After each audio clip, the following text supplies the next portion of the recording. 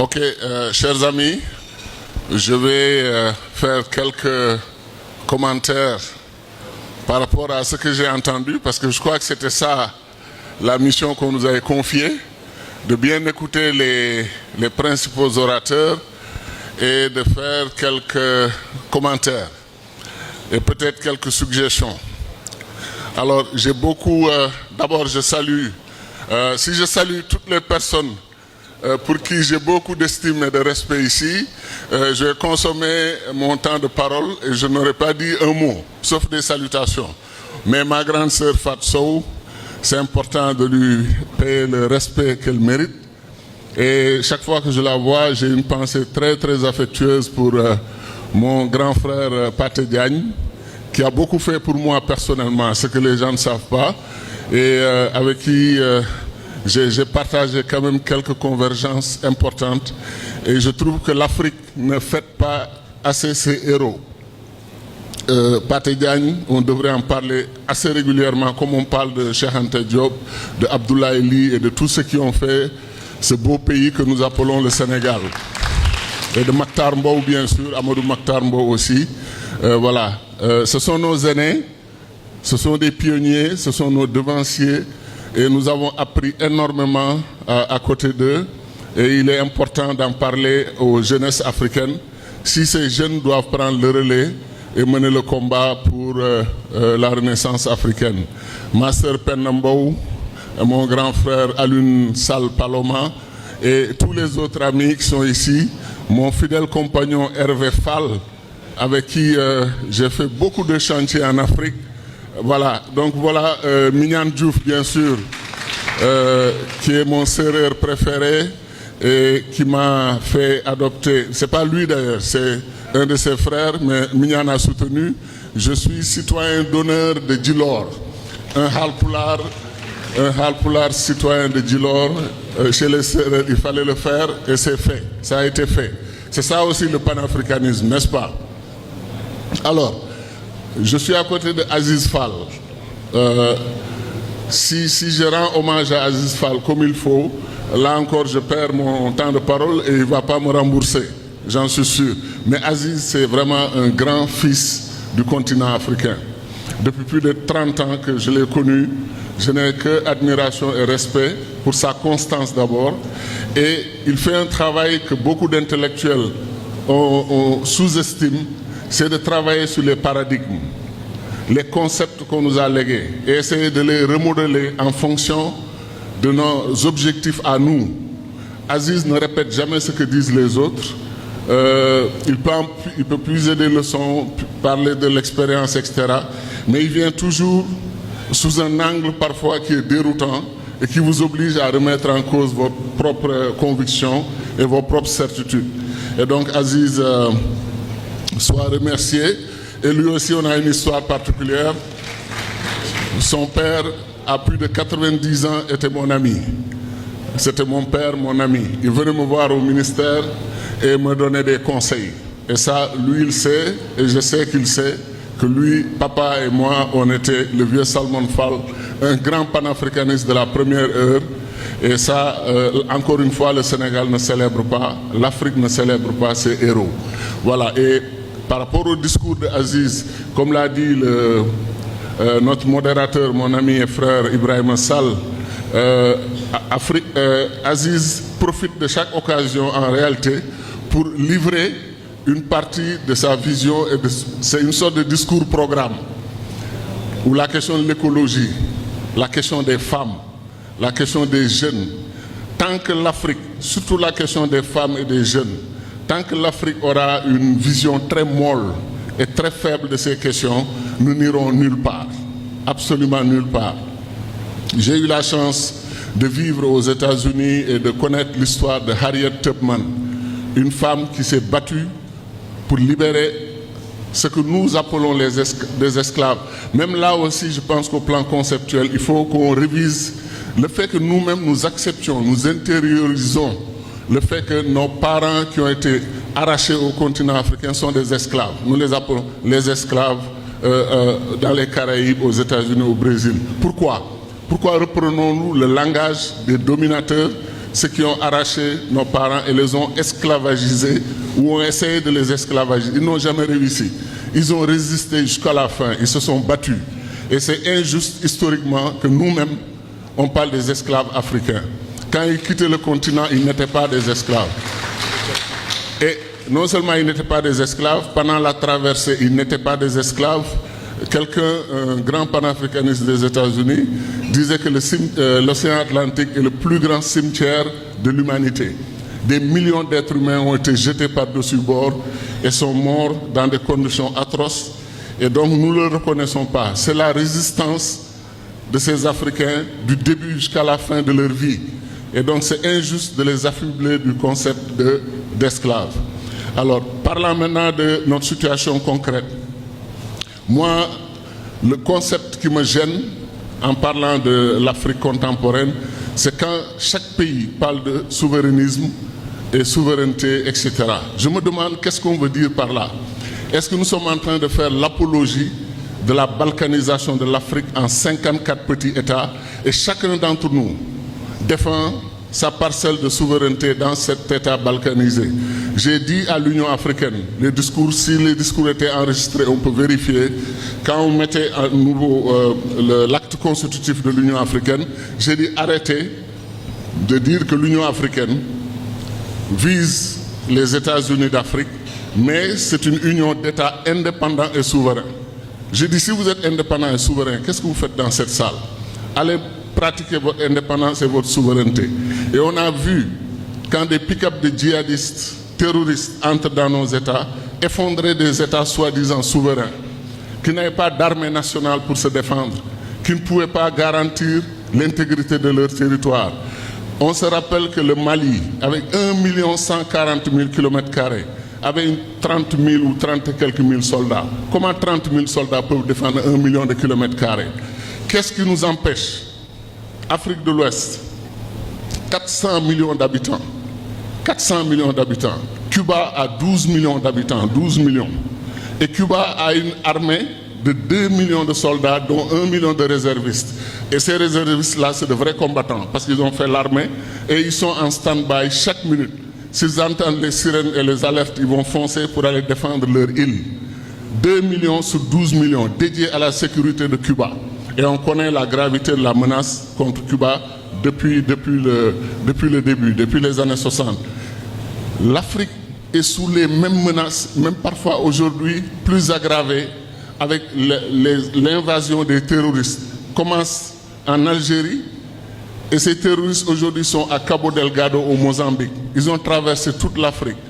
On dit que Boko Haram a fait 40 000 morts au Nigeria, 40 000 victimes. Quand on nous dit qu'au Burkina Faso, ils sont à plus de 20 000 victimes, entre 10 000 et 20 000, ça dépend des statistiques.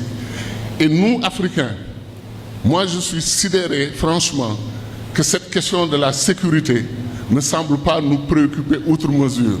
Comment peut-on se réveiller le matin, mettre la radio et apprendre que 54 soldats ont été massacrés au Bénin?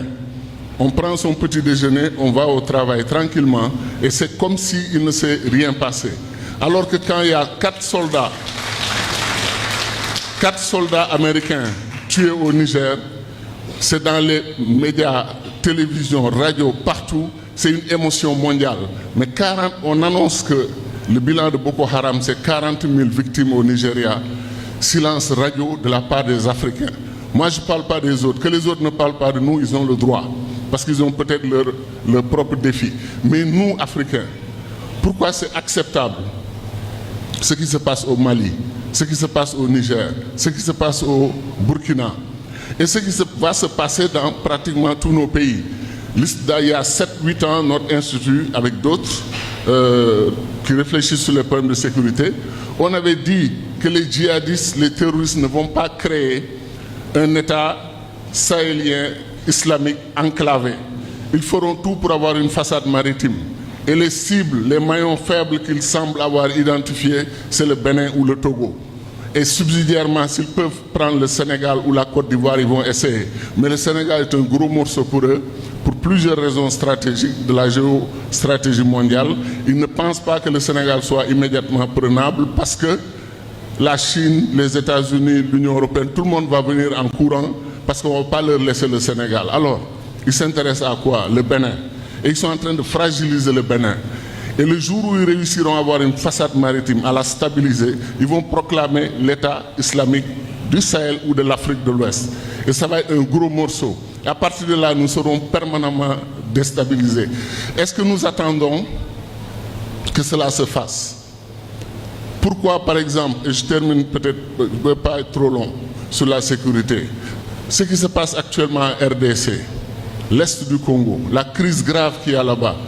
Moi, j'ai été avec des amis impliqués dans la réflexion, les contacts, les recherches de solutions. Et je suis choqué par le fait que le processus de Nairobi soit écarté, le processus de Luanda écarté. C'est à Doha, au Qatar, qu'on négocie les problèmes de l'Afrique. Et plus grave maintenant, il y a un certain monsieur qui, il paraît, cherche le prix Nobel de la paix. Il a dit qu'il va annoncer une bonne nouvelle entre le Congo et les autres. À la Maison-Blanche, très bientôt, ils vont signer un accord. C'est-à-dire qu'on est en train de nous dire que le Congo, la RDC, c'est trop important pour les Africains. Nous avons nommé nos médiateurs, même un groupe de 5 facilitateurs avec Obasanjo, Uhuru Kenyatta, Samba Panza, président Motlante de l'Afrique du Sud, Saleh Wok de l'Égypte, 5 médiateurs africains. On les a mis de côté. On a désigné un autre médiateur, ça crée une confusion totale. L'Union africaine a son médiateur, la SADC a son médiateur, la SADC et l'East African Community ont leur médiateur. Et pendant que les médiateurs africains essayent, les gens sont convoqués aux États-Unis pour signer un accord. Et cet accord, bien entendu, cache l'autre accord qui est plus fondamental, l'accord sur les mines et les ressources, les terres rares et autres. Donc on dit aux Africains, vous habitez sur ce continent, vous marchez sur ces terres extrêmement riches, mais ce n'est pas pour vous. Et aujourd'hui, comme les Kourouma l'avaient prédit, nous sommes trop riches pour ne pas nous organiser, pour nous défendre. Et qu'un moment arrivera où les gens nous diront, écoutez, dégagez, parce que nous, on a des choses à régler ici, et vous ne prenez pas vos responsabilités, nous, on le fera. Même les pays du Golfe, de petits pays, pensent que l'Afrique est à prendre. Ils viennent, comme je dis, chercher leur part d'Afrique. Avec 1,3 milliard d'habitants, on s'est organisé pour ne pas avoir un seul siège permanent aux Nations Unies. Et chaque fois qu'on parle de siège permanent, certains Africains commencent à dire « oui, ça va être très difficile parce que qui va occuper le siège ?» Vous vous rendez compte? Avant d'occuper un siège, il faut l'avoir. Avant d'occuper un siège, il faut le conquérir.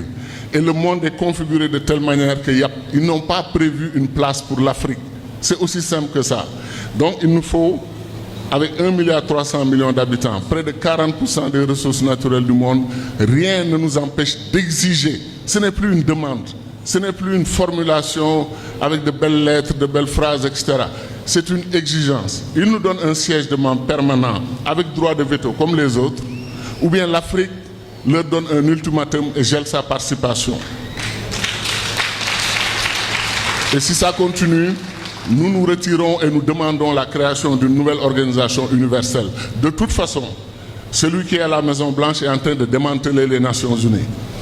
Il va retirer sa participation financière.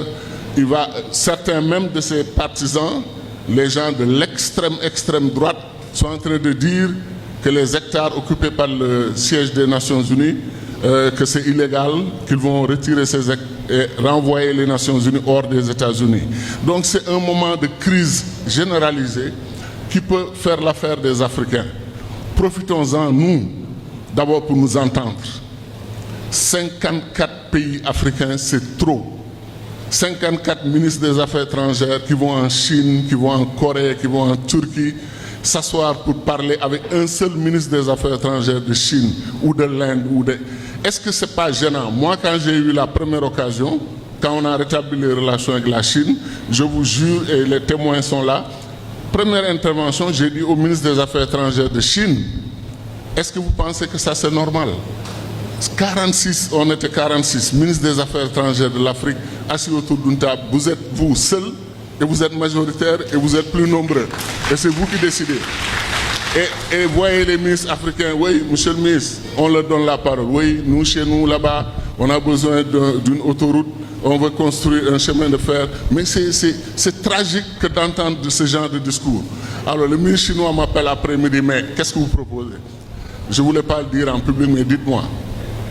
Je lui dis, si on doit faire un sommet Chine-Afrique, si c'est obligatoire, que ce soit au moins un sommet multilatéral, qu'il ne soit pas bilatéral à l'intérieur du multilatéral.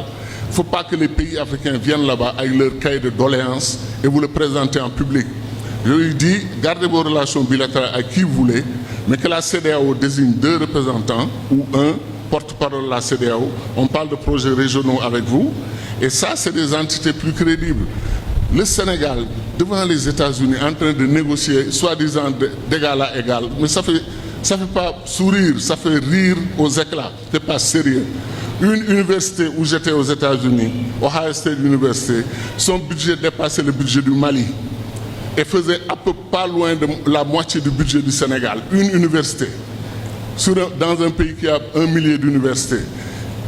Nos Cheikh Anta dit, nos États ne sont pas viables et ce sont des États nains. Après 60 et quelques années d'indépendance, qu'on me donne un seul pays africain qui a les attributs, tous les attributs d'un État indépendant et souverain et qui peut librement progresser dans ce monde. Je pense que nous perdons du temps, l'émergence n'est pas au rendez-vous.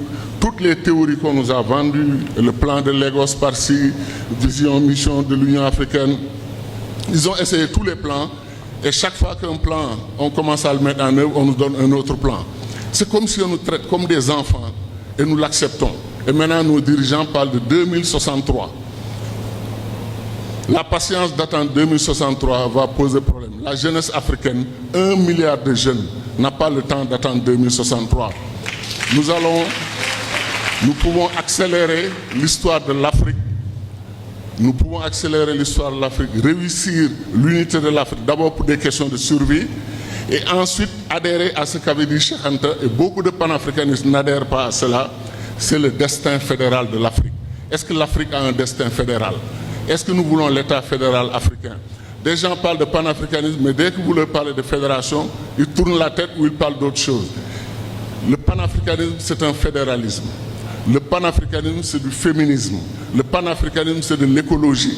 Le panafricanisme, c'est de mutualiser nos forces de défense et de sécurité et d'avoir une armée africaine régionale ou continentale pour relever les grands défis du continent. C'est tout ça le panafricanisme. À l'OMC, parler d'une seule voix, aux Nations Unies, parler d'une seule voix. Tout ça est possible, ce n'est pas de l'utopie, parce que ce qu'on a essayé a échoué. Si quelqu'un pense que ce qu'on a essayé, ça marche bien, et que les chevauchées solitaires ont mené à de grands résultats, il n'a qu'à le dire et le prouver. Ce n'est pas le cas. Donc pourquoi nous satisfaire de l'échec? Pourquoi l'échec nous fait plaisir quelque part? Et nous continuons à défendre l'indéfendable.